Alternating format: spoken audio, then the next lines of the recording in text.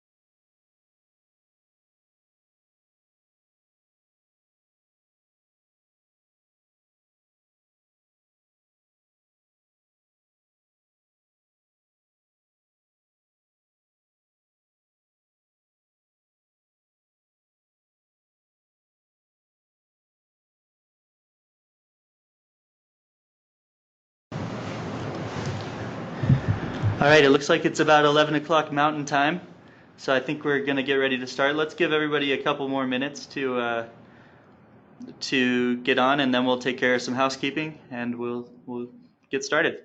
Thanks.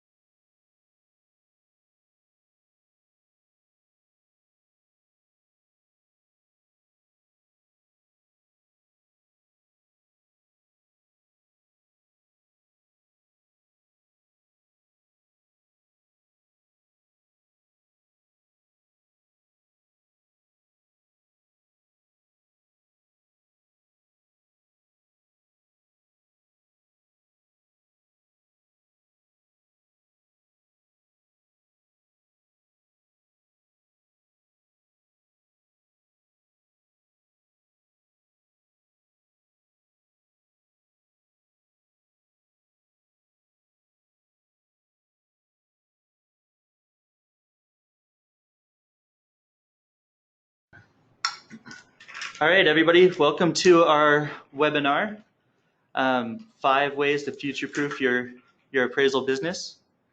And just a few housekeeping things by way of introduction. My name is Marty. You'll be hearing me. I work here at DataMaster. I've worked here for a couple of years. I'm in charge of external communications. And then Jared's here too, and I'll let him introduce himself. My name is Jared Preisler. I'm the Chief Appraiser and Director of Product Development at DataMaster. I've been appraising 23 years, and currently I still have a fee appraisal business and actively work as an appraiser with my role in conjunction with my role here at DataMaster. I'm also a AQB certified USPAP instructor and instructor for the Appraisal Institute. I do primarily litigation type work, FHA, conventional. I do not do any VA work. So just to give you kind of an idea of what my background is, I have trained 6 appraisers through my career and have an office now that the staff is very, very small because we don't do as much work as we used to do in the past. But I keep relevant by staying and performing appraisals, doing work on a daily basis. So that's a little bit about me. I am passionate about the appraisal industry. Before becoming an appraiser, I was a real estate investor. I at one point had about 60 different rental units. Ran a home improvement and remodeling company for a couple of years, where we did siding and windows and kitchens and roofs and mostly just any type of remodeling. And so I've been in the property arena for quite a while. So that's a little bit about me. All right, thanks, Jared. As I said, a couple housekeeping things. You should be on mute on your computer or your phone.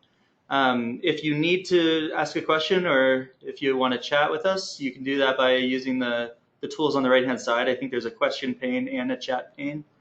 And we'll talk through some questions at the end of our presentation today.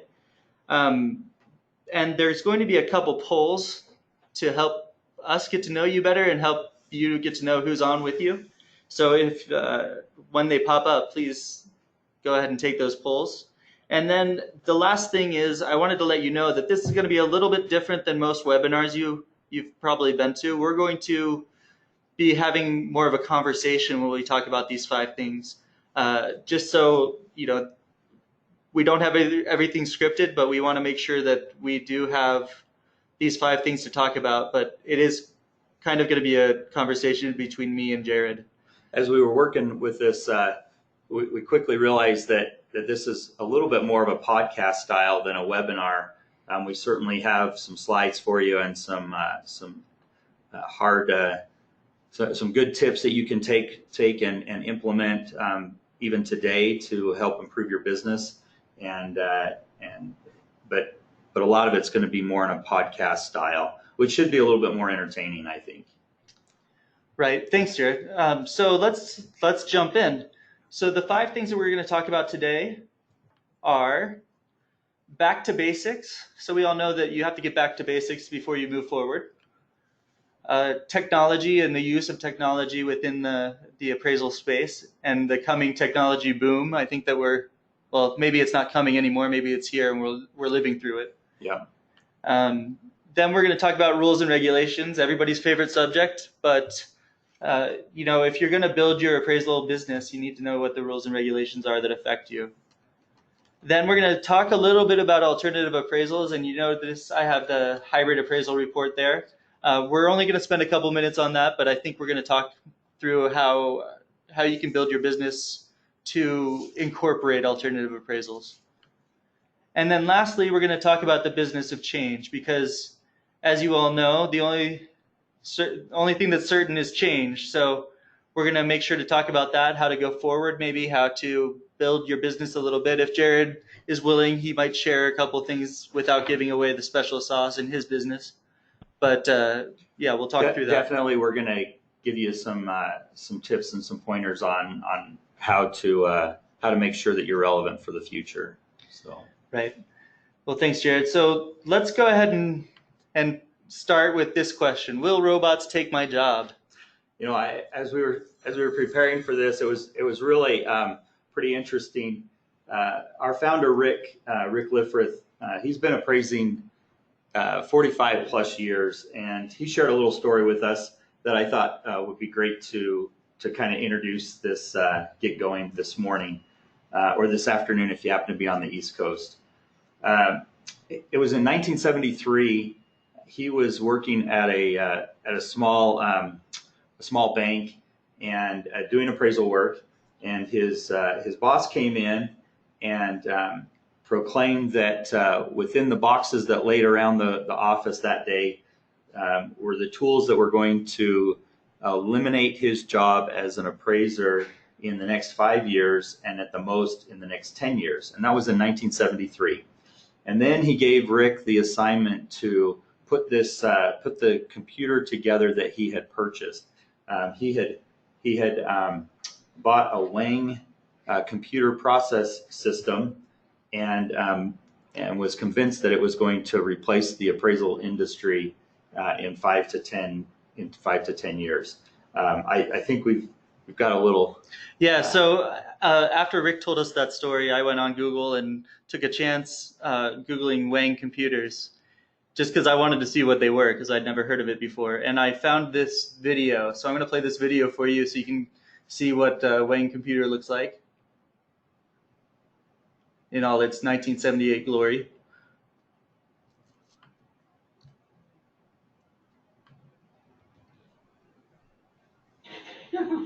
We buy the big guys' typewriters, but you wanted Wang's word processor. Okay, David, let's see your giant killer tackle this giant report. Yes, sir. With a Wang word processor, your secretary can store 4,000 pages and retrieve, correct, rearrange, and retype them faster than ever. Sir, your giant report, thanks to Wang. Wang! They are giant killers! All right, I thought that was kind of fun. That was really fun. It was kind of a testament to marketing back in the 70s, right? I love that tie as well. Rick said that as we were talking about this, it's been forever that folks have been saying that technology or something's going to put us out of business or do away with the appraisal industry.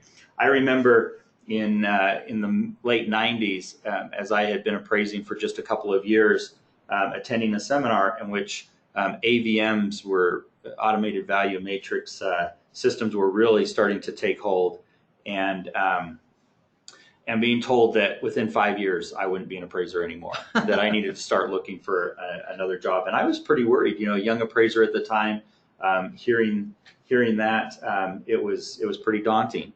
And here I am today, still doing as much work, in fact, more work now than ever before. And AVMs have found a place as well. And we're going to talk a little bit about that a little bit later in our program here today.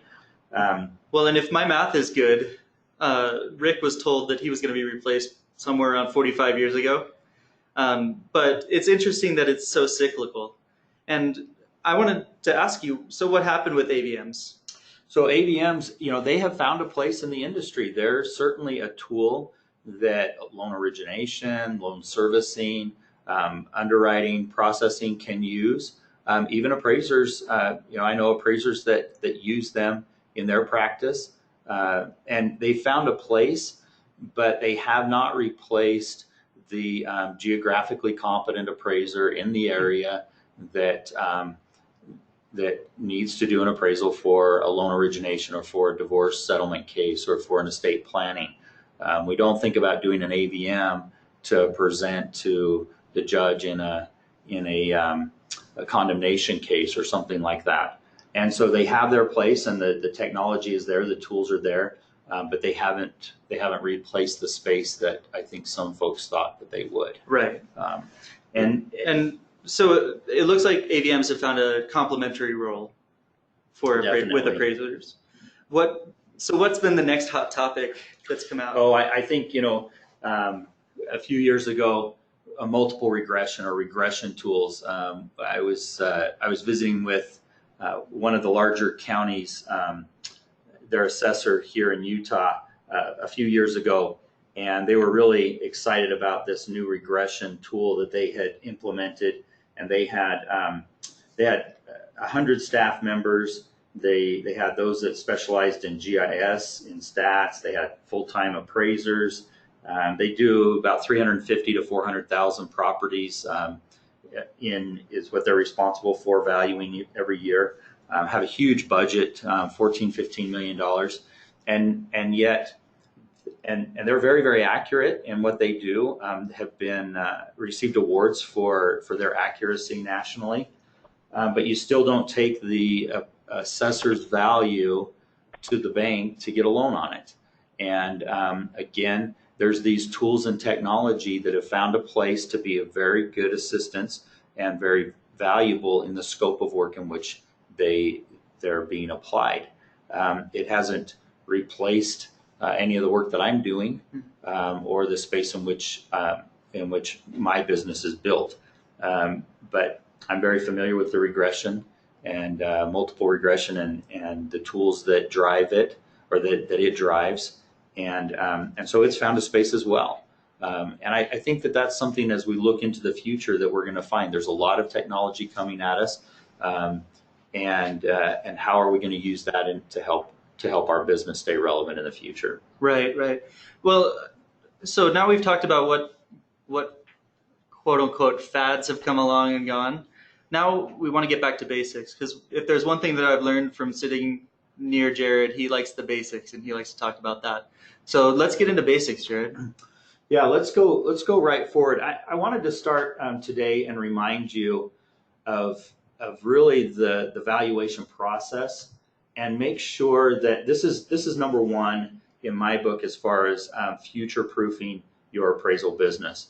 Number one is making sure that you stay within the valuation model, and make sure that it's the valuation theory that drives the process and not statistical analysis or some other fad that starts driving the process. So the first thing that we do is we define the problem, and in defining that problem, we identify who our client is and our intended user.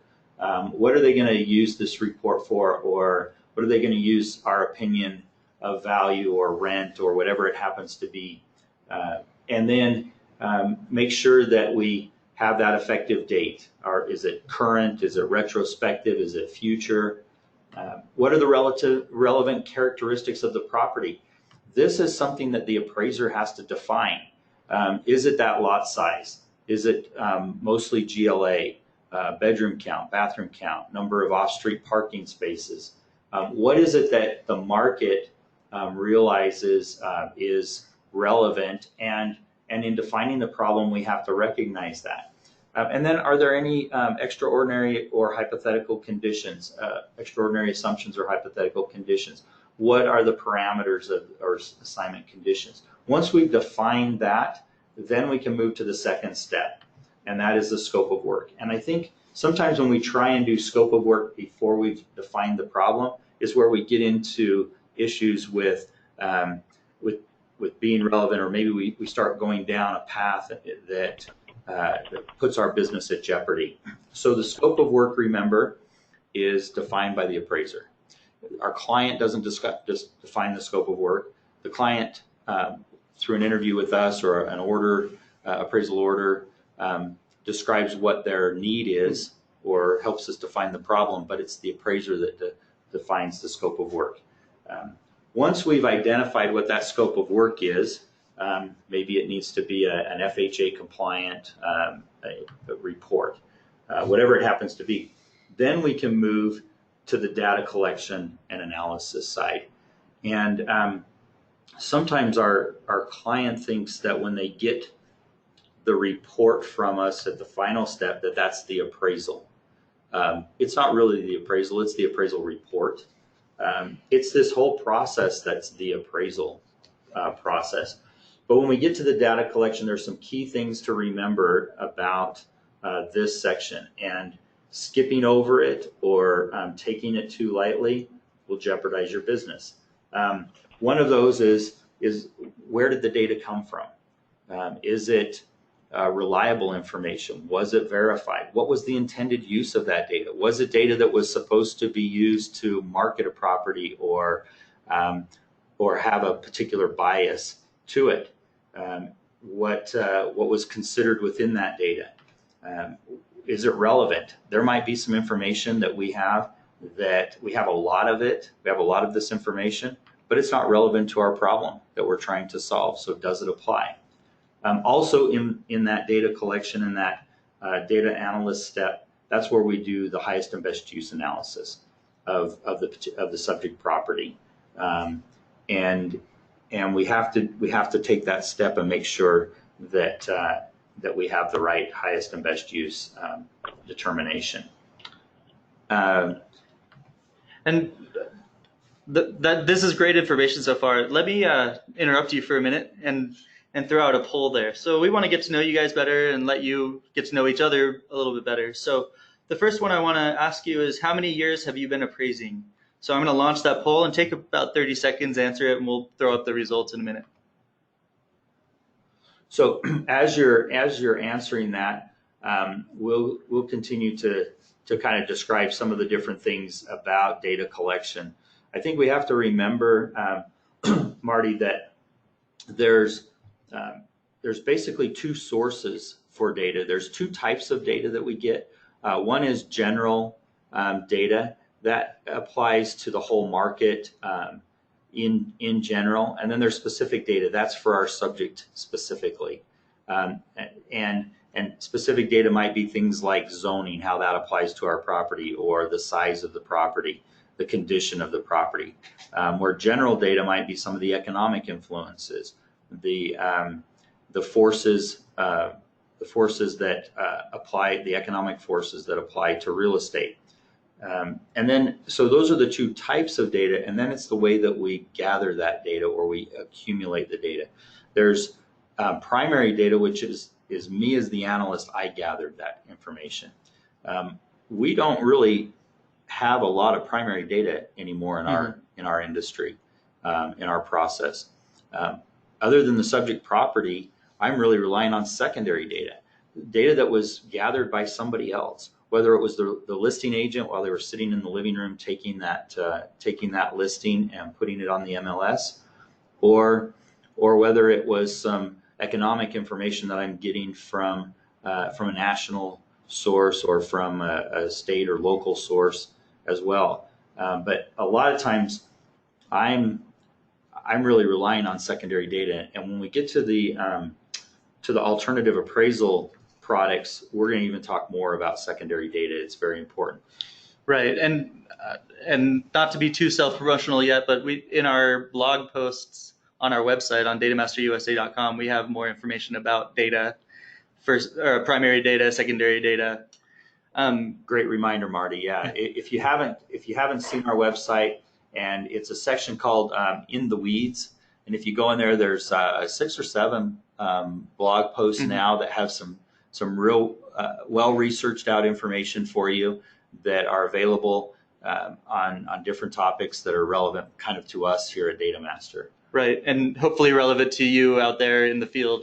So I wanted to quickly go over these results. So as you can see on your screen, it looks like the majority of our viewers have been appraising for 21 to 30 years. So they're kind of in your boat, right? They are. Yeah. A lot of us came into the industry at about that same time. The mid '90s, were kind of when late about the same time as licensing came into being. So we do have quite a few veterans with us, and we really appreciate you joining us. Those that have been in the business more than 31 years, you've seen a lot of change, and certainly have probably a lot of tips on how to keep your business relevant as well.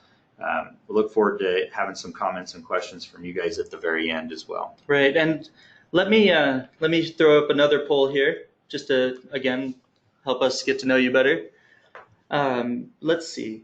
I want to ask, do you mostly appraise residential, commercial, and residential, or mass? So let me throw that up, and we'll leave it for a couple minutes. So as we're doing that, let's move to that step number 4, the application of the approaches to value. And in a minute, you'll be able to see that once the poll goes down. But the next part is really determining, in that back to the basics, which approach to value is the most important, which approaches are applicable to having a credible result. Sometimes we skip over an approach because our client said, hey, I don't need that approach, but really it's an approach that we need to complete to have a credible result. Often I'm a big fan of the cost approach. Others of you might not be, and I should probably say at this point, I was going to say this earlier in the introduction, that a lot of what you're going to hear today are some of my opinions, and I'm hoping that out of the next 20, 30 minutes, you'll gain 1 or 2 little tips that will help you in your business become more successful. If you disagree with some of the things that I say or some of my opinions, they're relevant for my market and the way I was trained. Take what you can out of it, the positive things. We all have our different practices and opinions, but I am going to give you some helpful hints that have helped me in my business. So having said that, back to step number 4, application of the different approaches. And then once we've applied the data that we gathered and the correct analysis of that in each of the different approaches to value, the 3 different approaches, then we can reconcile. And we have to reconcile each of those approaches individually and then the whole process together as well. Right on. Yeah, so sorry, let me stop you again because I'm looking at the poll results. So I want to share those with everybody. So it looks like the majority are residential properties with some commercial and residential and mass appraisal as well. And then I wanted to throw up another poll. Sorry, this will be the last one, I promise. But I wanted to know what percentage of your work requires all 3 approaches to value to be credible. So if you could take that poll real quick. Yeah, this goes right along with step 4, and we kind of planned this poll to come right in with step 4. I'm just curious, how many of you consider and perform all 3 approaches to value: cost approach, sales comparison, and income approach on your appraisal? Is it 10% or less? About 30% of your business or the assignments that you have, or even a greater percentage? All right, and it looks like we've got about 80%, 85% who've responded. I'm going to close this one up and show you the results. So it looks like 62% do 0 to 10%, and I think that's what you were kind of thinking there. That's what I was kind of thinking. Especially if you're doing a lot of loan origination type work. The income approach on single family residential probably doesn't come in as much. But we need to be familiar with all the approaches and make sure that we're still competent in doing all of those. I would imagine that some of those of you that have a pretty significant amount of your business doing all three approaches are also doing a lot of small income properties, or maybe some of those that we're doing the commercial work would go into that bucket as well. So this is good. Don't forget that there are three approaches to value, not just one. Your future of your business depends on it. Right. So step number 5 in reconciling. This is, our clients are really looking for us to be the one that does that analyst and reconciles it. Which approach, not only within the approaches, but all three approaches together. Which approach is the best indication of what the market's going to do with that property, or the value of that property. I do step 5 and 6 together. I generally will do my reconciliation as I'm writing my report, and getting ready to communicate that. I don't do a lot of oral reports, but as I'm writing that up is where my reconciliation comes in. And if I've done it right, a lot of this just kind of seamlessly flows together. One of the tips, kind of at this point that we can share, in my business practice, many years ago, I developed some stickers that go on the outside of every one of our folders. And over the years, my file folders have become smaller and smaller and smaller. They're not as thick anymore as they used to be because I'm saving more of the information digitally. Marty and I were talking, I used to be able to get maybe 50 to 75 files in a banker box, and now I think I can get 150 files in a single banker box, which helps on the storage cost. But on the outside of every one of those folders is this step process, is these 6 steps, along with some other information. And our report doesn't go out until all the steps have been checked off. And if I've delegated, like say one of my assistants is doing the cost approach, but I'm doing the reconciliation on it, that major cost approach will be initialed by that assistant. Or if they were doing the verification of the sales, that part, they initial that part, so that we have a paper trail of a way to track who was responsible for that. Ultimately, I sign the reports, I'm responsible. But it's been one of those things that have helped us future-proof our business. We go through these steps on every single assignment. Well, and a checklist is basically the most basic you can get, right? Absolutely. So if you're relying on that, you know who's done every step, and you've got this trail of evidence of what's been done, so you can reconcile it, so you can go through and sign your name on it with confidence. And sorry, Jared, I'll just a sec. I was thinking, if Jared's okay with this and it's not special sauce so much, maybe we could share that checklist. I'd be happy to share, especially the components of that checklist. Maybe not exactly the style that Sure. I've put it in, but if anybody's interested, just let us know in the message there, and we'll get something out. Either maybe we'll do a blog on it or something like that, and show what that checklist consists of. It has saved us many times where I've got to send the report out and gone back to the checklist and found that something was missing, and had to go back and make sure that it was there before we sent the report. We're going to end this section, I think, with one of my favorite quotes. This quote is attributed to Albert Einstein, and I didn't hear him say it, but I know a lot of people attribute it to him, and I think it's particularly applicable to our industry, and that is that not everything that can be counted counts, and not everything that counts can be counted.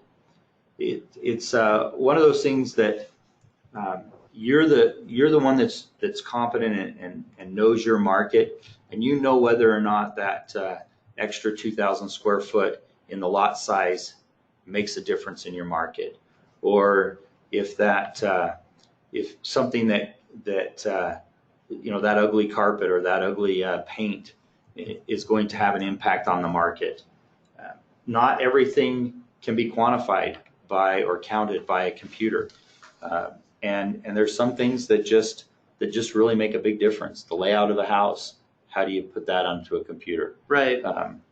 And that's where we're going to be able to continue to have our relevance in this market and in this industry.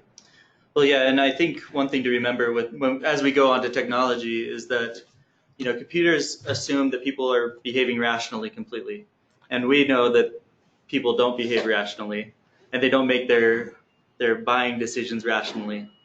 It's very much an emotional decision to purchase a piece of property, and as the appraiser, we have to take that into consideration. One of the things with technology, and we're going to move right into technology. One of the things that I've been able to do in my business is embrace technology and make sure that we're always up to speed. I was sharing with Marty earlier, one of the newest technologies that I've been experimenting with was an app that will measure the house by using the camera on my iPad. And it was really cool, by the way. I saw it, and you could do a lot with it. Yeah, there's several different kinds that are out there. One of them, it relies just on the outside of the house for measuring. The other, you actually go on the inside, and it accounts for the depth of the walls. And you stand in the middle of the room, and you point the camera. You calibrate it at your feet, and then you move it to each of the different corners of the room, and it actually sketches that room. And then it combines them all together. One of the things that's so important about technology is that you benchmark it and that you see its relevance. Right. And there have been tools that have been really kind of fun, but really not the place that I'd want to hang my license on. Well, and I guess my question is, with all of these apps coming out, how do you test them to ensure their viability? Well, I would suggest doing it in your own home or your office first. Don't take a new app to your assignment this afternoon. The homeowner really expects you to already have figured out some of these things before you get to their house and not use their house as the guinea pig.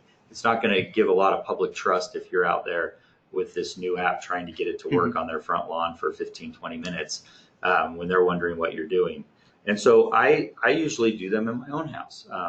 I'll take a environment in which I can control it in order to test and benchmark these type of things. So do you have the app in one hand and your disto in the other? Is that? Yep, absolutely. Something that I rely on, that I've already benchmarked or tested, that I am then testing the tool against. And these things are going to continue to come at us. They're going to continue, and not only in the way that we gather information from a primary standpoint, but there's also new technology in how we get information from a secondary standpoint. Yeah, so real quick, Jared, we got a couple questions in that Okay. I want to answer. So I will put up the site address on the chat, and then we'll send it out later. The other thing he said is, we got this question from Jennifer. Sorry, Jennifer. I didn't read the name before I started asking about it. Could you mention the app that you were talking about? Yeah, I can pull it up on my iPad. It goes with my iPad. Hold on one second, and I'll find it here as we're moving on. It's one that I haven't implemented into my business, and so I don't have it the name right off the top of my head. It's called Magic Plan, MAGICPLAN. It's available on the Apple website, and I've done 4 or 5 different floor plans with it. And I did not pay for the professional version. I just used the free version, which most of these have a trial or a free version. But it worked very, very well. Yeah, so I'm going to throw up another slide here. We've all heard about the easy button. And, we've got an easy button and a hard button. everybody's looking for the easy button. So what can, like, I want to tee this one up for you. I'm going to lob you a softball here. Is there an easy button? I don't, with certain things, there are easy buttons. I think about Data Master as a tool, for example. But we've done our technicians tell us that it can type 28,000 words a minute. I can't type anywhere near that. That's pretty easy for me to move the information into Data Master, then move it into my form vendor. That to me is kind of an easy button. But there's no easy button that I have found that works reliable enough to determine what adjustments might be. There's certainly tools that take a lot of training and understanding to use them, and the technology is getting better and better, and the amount of data is getting better and better. But I still have to be the one to decide which data goes in and what's relevant. And that, so to me, if that's the kind of easy button that folks are looking for, they're not going to find it. Right. Well, because you're kind of relying on appraisal principles, those 6 steps that we talked about before. Right. Making sure that you're relevant in that basic environment, and not using something that shouldn't really be in one of those approaches to value. Very cool. So we're going to talk now about rules and regulations, everyone's favorite topic. And I think this flows kind of into technology a little bit because, well, and a little self-serving, we work in the technology space. So we want to talk about technology and how rules and regulations affect that. Absolutely. One of the things that's going to make your business relevant in the future is to make sure that you're always staying compliant within the rules, and that your business is acting within those. We all have stories in our area, within our markets, of those that played outside the rules. And at first it seems unfair. Maybe they're getting work that you should be getting, but it never lasts. They're the ones that are not in business now. And there's lots of statistics that we can throw up about how many appraisers were disciplined or out of business or paid large fines because they didn't follow the rules. One of the things that I wanted to focus on, especially in this part, is USPAP. There's basically, in my opinion, there's 3 or 4 basic rules and regulations that we need to follow. USPAP is definitely one of those. FIREA, if you're doing lending work, the rules and regulations within the selling guides and the handbooks that you're working with. If you're doing yellow book work, IRS type work, they all have regulations. And then there's your state regulations, and you need to know geographically what your state will allow and won't allow. One of the things with USPAP is the advisory opinions, and advisory opinions, they don't change USPAP. They are not part of USPAP, but they're intended for users of USPAP, for the regulators, for our clients, to help interpret USPAP. And the most recent advisory opinion is Advisory Opinion 37, and it deals with technology. It's computer-assisted tools. And this is everything from that disto tape measure to the sketching program that you have to the MLS statistics in the background, all the way to multiple regression tools that we might use to analyze markets. And I don't know how much time we're going to have. We kind of ran a little bit over time, but we have on our website a blog about Advisory Opinion 37. And the thing about Advisory Opinion 37 is that it touches more parts of USPAP than any other advisory opinion. Normally or typically, an AO will hit 2 or 3 parts of advisory of USPAP.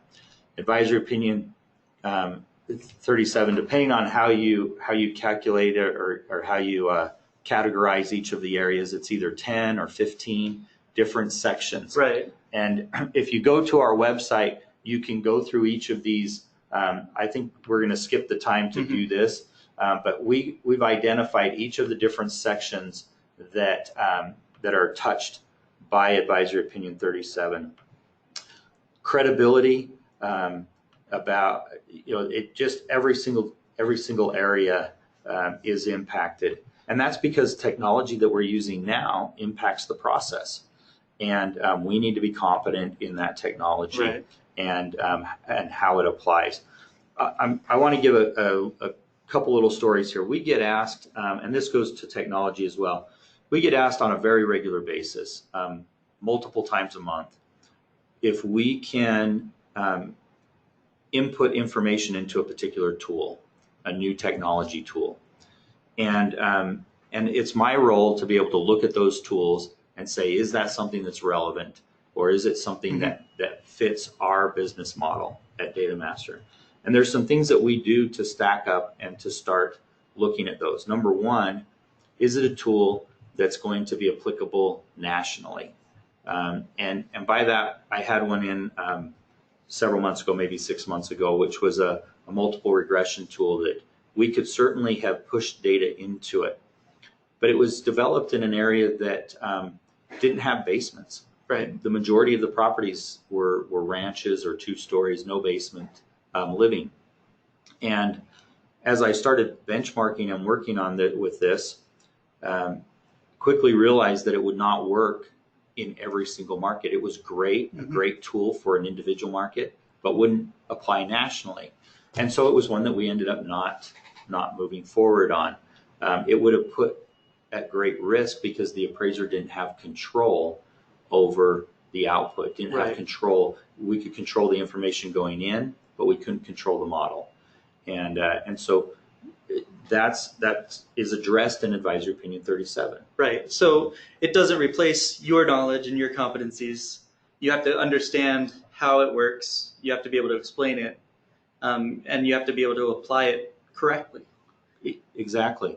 Even down to understanding, I know that there's one out there that uses elementary school test scores and rankings to determine a location adjustment. Well, it gives you the location adjustment, and it might on the surface look very credible, but until you find out how that location adjustment was calculated, some of you might be saying, oh yeah, that's perfect in my environment. That's an exact good way of doing it. Others of you are saying, wow, elementary school has 2 tests per year, beginning and the end of the year, and that's going to determine if the busy street location is positive or negative in my market. Yeah. Doesn't make sense in my market. So those are the kind of things that Advisory Opinion 37 says, appraiser, you got to understand and know and apply it appropriately. No, thank you, Jared. I appreciate that. And we're seeing more and more rules and regulations come out about technology because we're in the midst of a flood of technology. And, technology is gaining traction. And one of the kind of related things is alternative appraisals.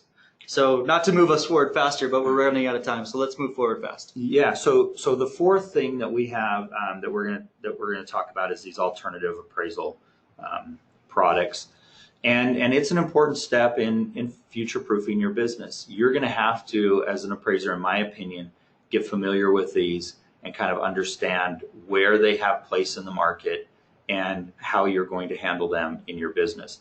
I think one of the things that requires a little bit of a mindset when we're doing these, and is the idea that as an industry, we like to view ourselves as professionals. I'm a professional appraiser. I belong to some professional appraisal organizations. Yet we tend to bill and do our work based on a per product basis instead of billing the same way that other professional industries, like an attorney or a doctor or an architect, a lot of them bill on an hourly basis.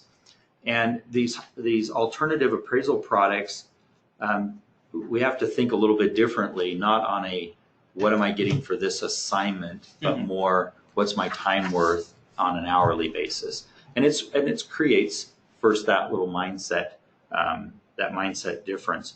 The other component to these, and again, we have a blog on this, so we don't have to go into a lot of detail, but the other thing that's so important and even more critical is the secondary data source is really what we're relying on. Mm-hmm. No longer, in most of these cases, is the appraiser, the practitioner, the one out gathering the primary data of the subject property.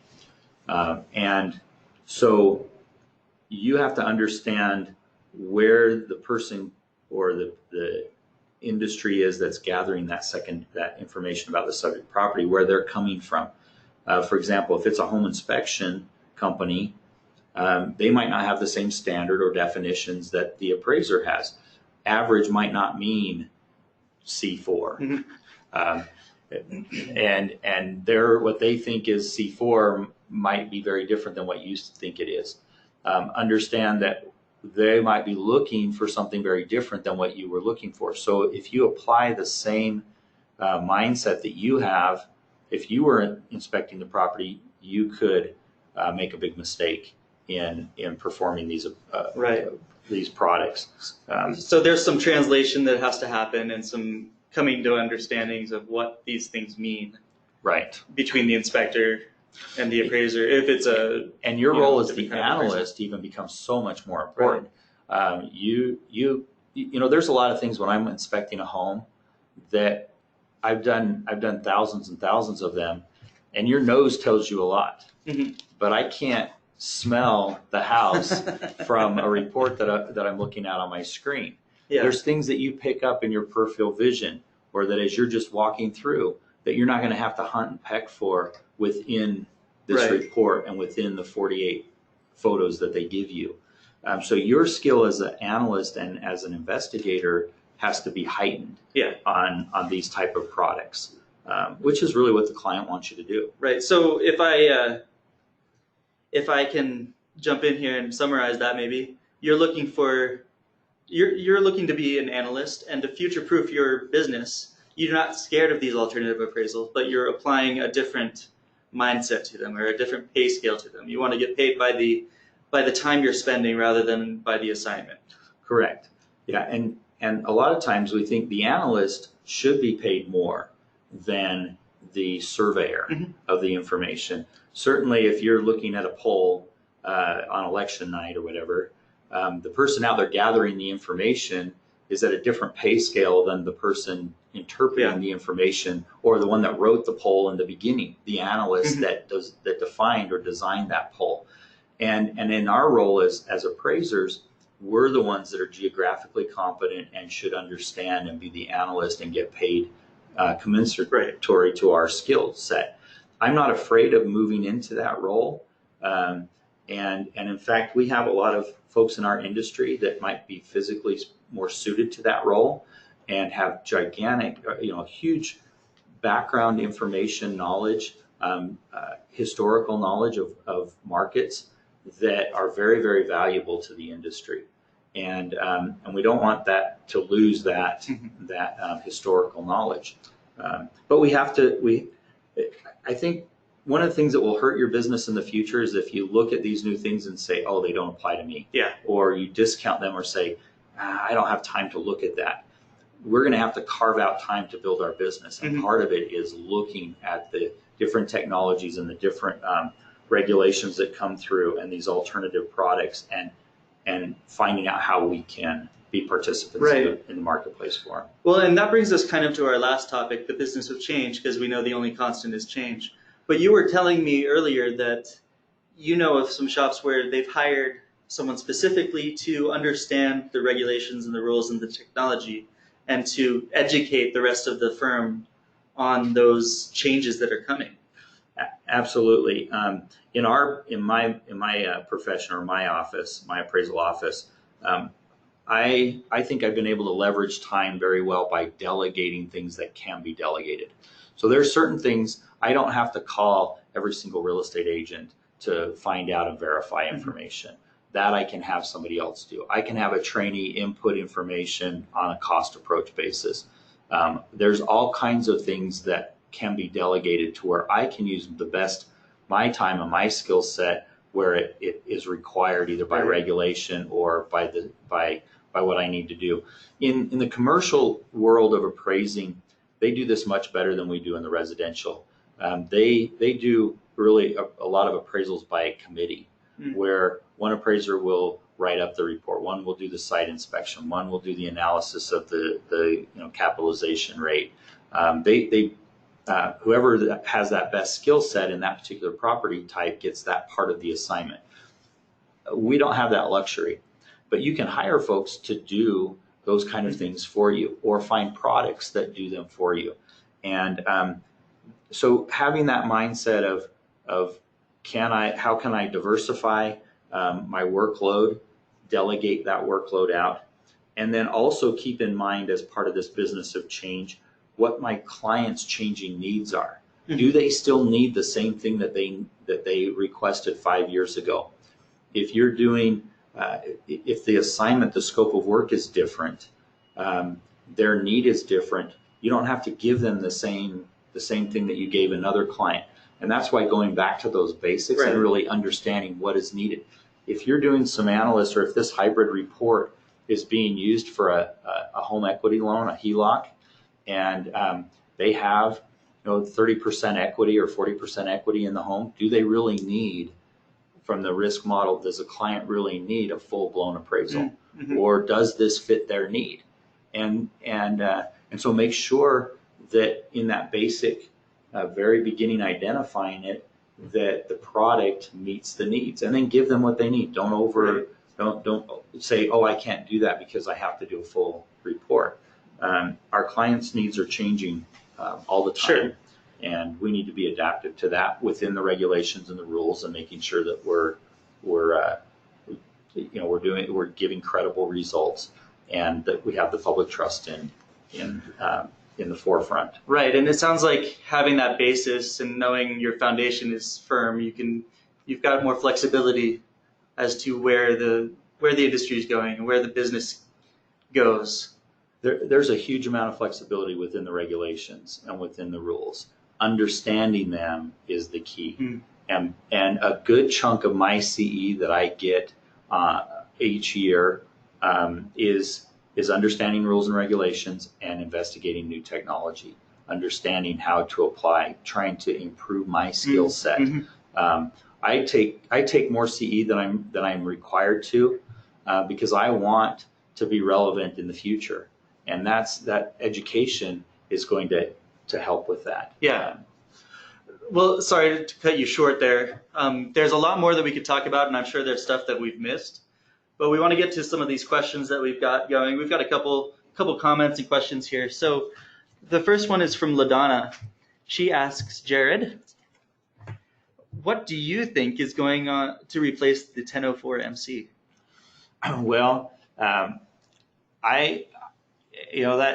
that is a great question. And at Data Master, we're very good at filling in that form and moving information. I think what's going to happen, number one, I've talked to some underwriters, I've talked to some of the regulators and other outside of Fannie and Freddie. They're not sure what they want, other than they want the appraiser to be able to support that information, to support their trend analysis. I think that you're going to see products that come into play that help the appraiser analyze more than just a 12-month segment of the market, that can go back and 2, 3, 4, 5 years to where seasonality is identified.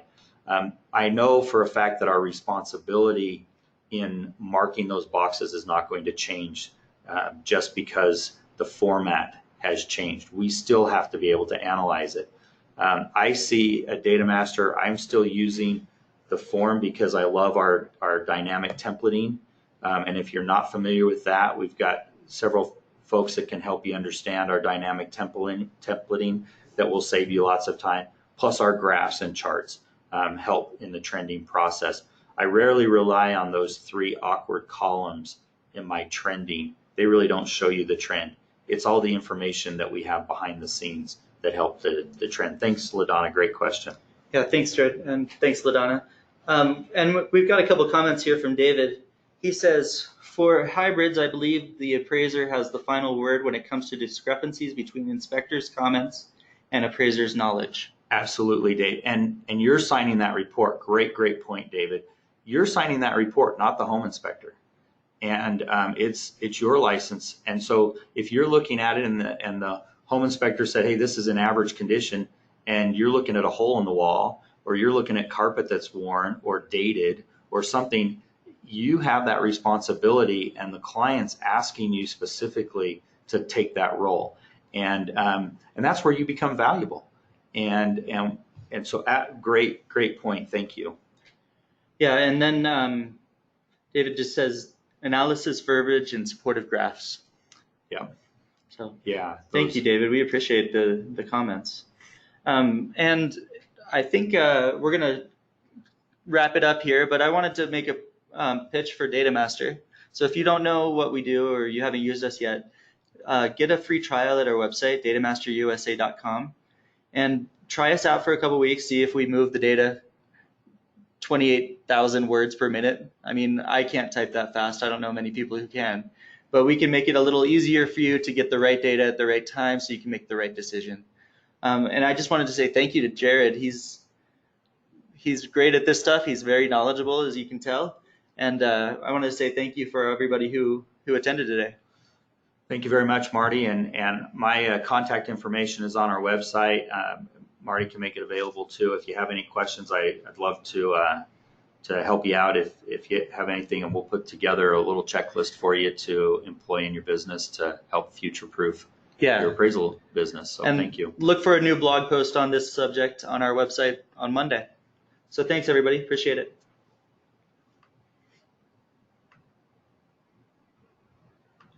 I didn't see a lot of these.